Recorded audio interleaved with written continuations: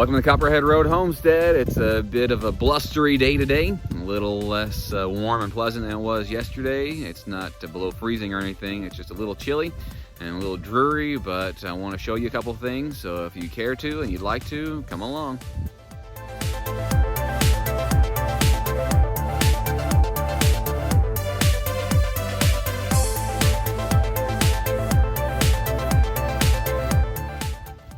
So if you've watched any of our other videos, especially our introduction and brief tour, I'll probably do another tour sometime whenever it's greener outside and whenever I can give you a bit more information. That was kind of my first video. But you've seen we've got a lot of electric fencing on the property. A lot of people like to use those solar chargers. I kind of like to do that too in some ways, but what we've done up to this point and until now and until we do something with that, and probably even at that point we'll do it as well, is using this charger right here.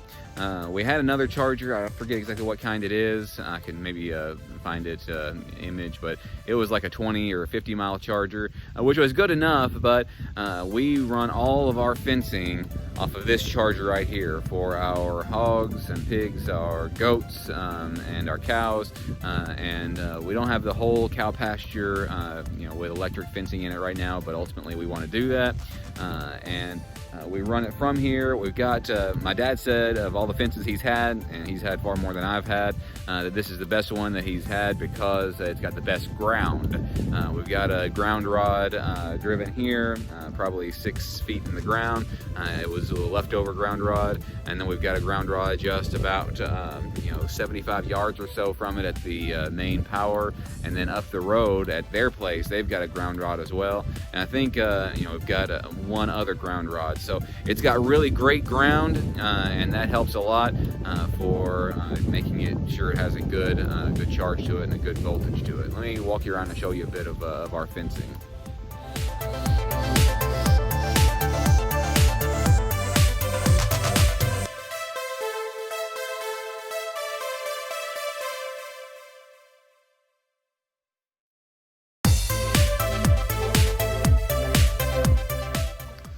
This is one of the interesting areas right here.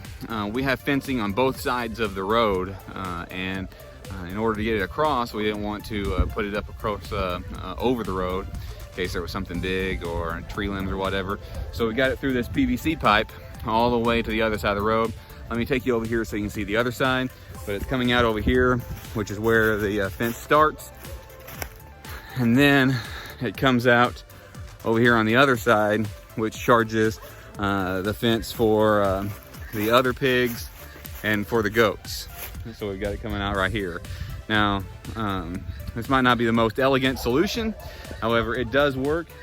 I kind of like to walk around it every now and then to make sure that it doesn't have anything on it. I'll show you one other thing that I've done yesterday.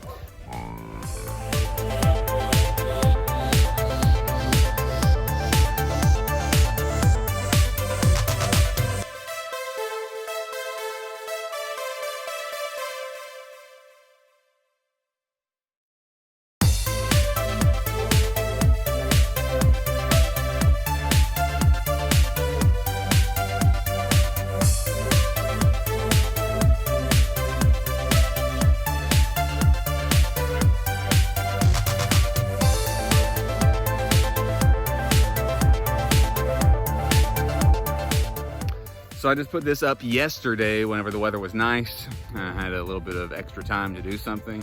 I want to move the pigs, Henry and company, around just a bit, rotationally graze them. I'll show you what I do next time that I move them and I get their next paddock ready. But in order for me to do that, I've got to have a fence that's charged where that is. So if I just do nothing else with this, then I'll be able to run them in at least 6, maybe even 8 areas without running any more fence, and then have all this fairly open for us to use for garden and other things, and even use that. But if I rotationally graze them, that means that things will grow up and the roots will grow up and they'll enjoy all that in the meantime. But all of this comes from that 200-mile charger, and we've not had any issues with it being, as long as there's not any major impedance on it, not had any issue with it being insufficient. It keeps Henry in, Henry's a big animal. It keeps the goats in whenever they don't touch it. If they can jump over it or get underneath it without touching it, then they don't. Keeps all the little pigs in. It does a really great job for us. And maybe I'll show you the other charger that we use after that, or before that.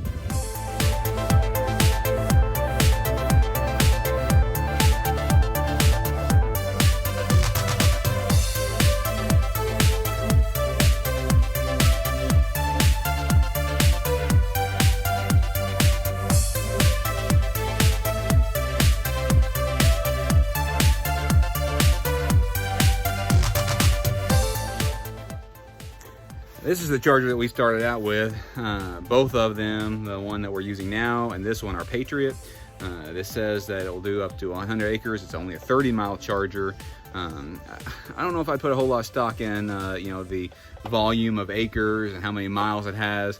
But that one's a more powerful charger. Again, we haven't had any issues with it. They're both low impedance. One of the good things about this one is that it can run on battery if your electricity goes out.